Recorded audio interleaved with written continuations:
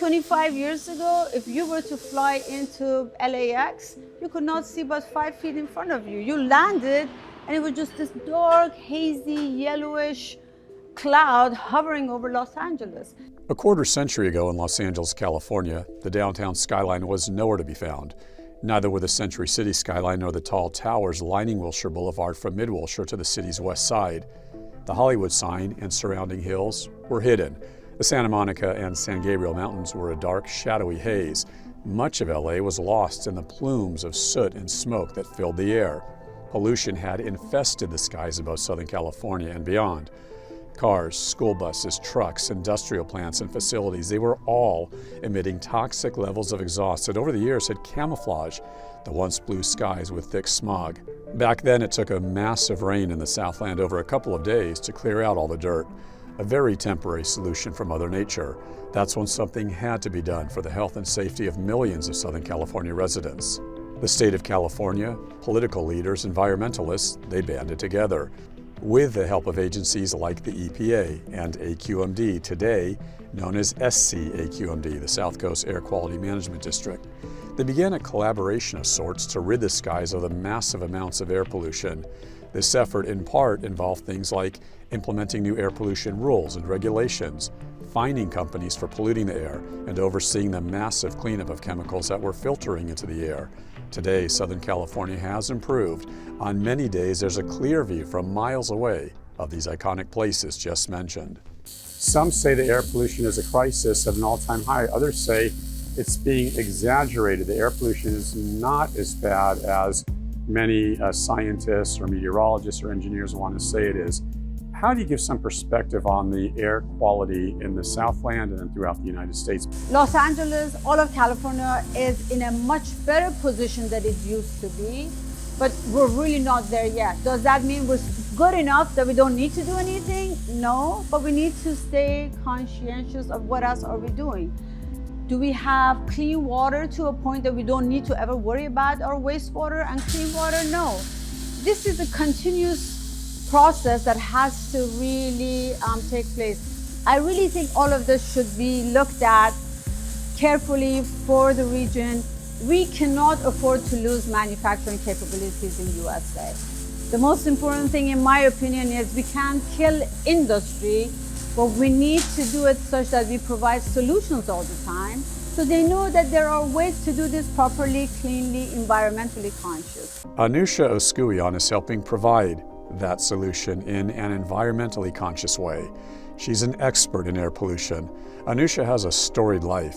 She fled Iran as a teenager during the Iranian Revolution of the late 70s, as her homeland was being devastated in a fanatical religious and political war that continues to destroy Iran and its people today. Anoosheh, on her own, miraculously found her way to Denver, and a few years later got a chemical engineering degree from the University of Colorado, then some MBA training, eventually achieving great success as both a business and environmental leader. Today, Anoosheh is the CEO and president of Ship and Shore Environmental, located in Long Beach, California. And these days, she's winning her personal war against air pollution and helping companies all throughout the world become more environmentally friendly. Ship and Shore is a Southern California company that creates and implements industrial clean air solutions for air pollution abatement. This is a complicated process. Simply put, Anoosheh helps design, engineer, and manufacture pollution control systems for any company that emits emissions. And while she did not name names, client confidentiality and all, it's fair to say there's no shortage of companies she works with guilty of spewing pollution into the air.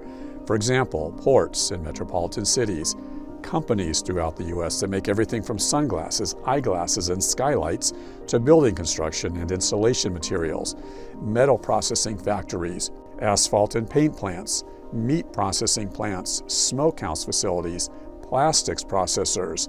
These companies and their chemical products often produce toxins that seep into the air and causes smog and soot, the particulate matter, the pollution.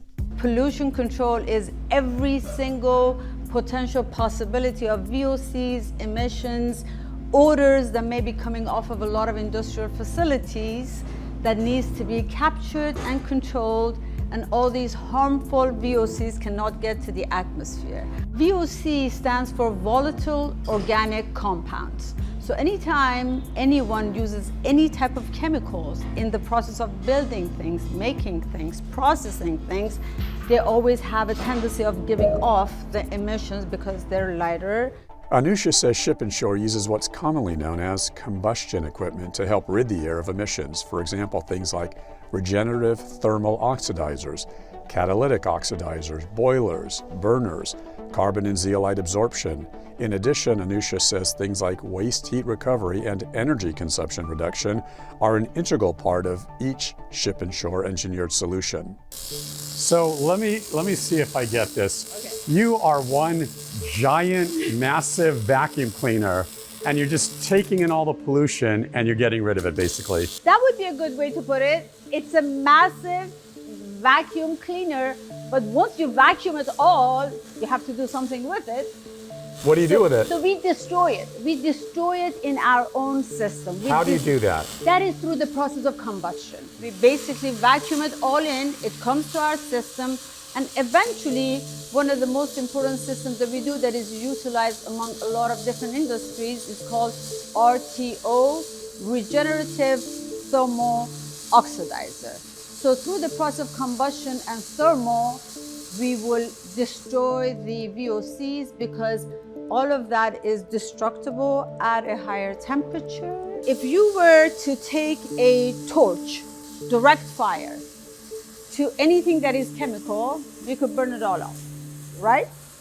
So what we do is we take all that we collect within a chamber that is pressure controlled, temperature controlled, and environmentally controlled, and make sure that we take the temperature up to about 1500 degrees Fahrenheit and destroy and break down all of the chemicals that have been collected.